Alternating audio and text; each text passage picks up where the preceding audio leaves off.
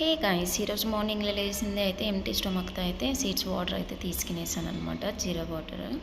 So బెల్లం with jeera water అయితే నేను ఎవ్రీడే తీసుకుంటాను, అంటే వీక్లీ అలా వీక్లో ఫుల్గా ఒకసారి అయితే తీసుకుంటాను అనమాట, వీక్ ఫుల్గా. సో ఇదైతే వేసేసాను అనమాట పొట్టకి వేసిన తర్వాత ఇంకా కొంచెం అయితే అలా ఇలా వాకింగ్ అయితే చేస్తాను, అదైతే కంపల్సరీ కదా. ఈ జీరా వాటర్ అయితే కొంచెం డిఫరెంట్ టేస్టులతో ఉంటుందన్నమాట. ఆ తర్వాత ఇది అయిపోయిన తర్వాత ఒక హాఫ్ అన్ అవర్ తర్వాత బీట్రూట్ జ్యూస్ అయితే తాగేసాను. ఆ తర్వాత కిందకైతే టిఫిన్కి వెళ్తే పులిహోర అండ్ ఇడ్లీ అయితే చేసున్నారు, చట్నీ సాంబార్ అయితే కామన్.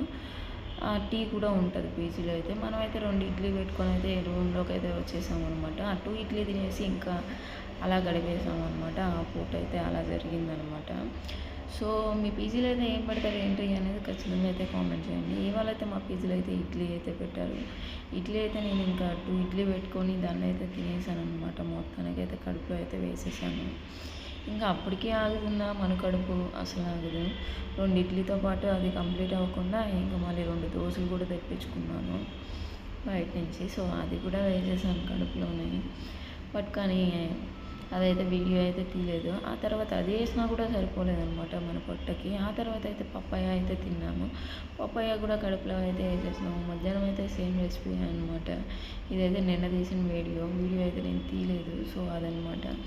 ఇంక ఈవినింగ్ అయితే స్నాక్స్ అయితే ఇవైతే మొత్తం కడుపులోకి అయితే పంపించేసాను అనమాట. సమోసాలు, బజ్జీ, తర్వాత ఇది పకోడా అనమాట. ఇవన్నీ కడుపులో అయితే వేసేసాను.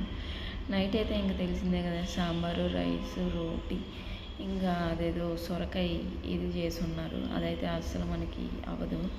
మొత్తానికైతే ఇదైతే అనండి ఈరోజు అయితే మొత్తానికి ఇది అంతా కంప్లీట్